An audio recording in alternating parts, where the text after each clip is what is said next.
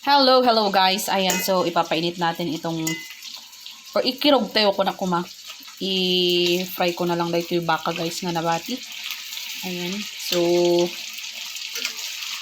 namet dito yung mai-crispy ko mga so ginagdalak ba si mantika. Ayan. Itakot baka hanganwang. Okay? Ayan. So i-fry natin siya guys hanggang sa medyo mag-crispy siya. Baka. Han nga fafoy. Ayan, baka dito guys. Ayan. So, ito ang aking i-reels guys. Nag-iipon na naman ako ng videos ko dyan.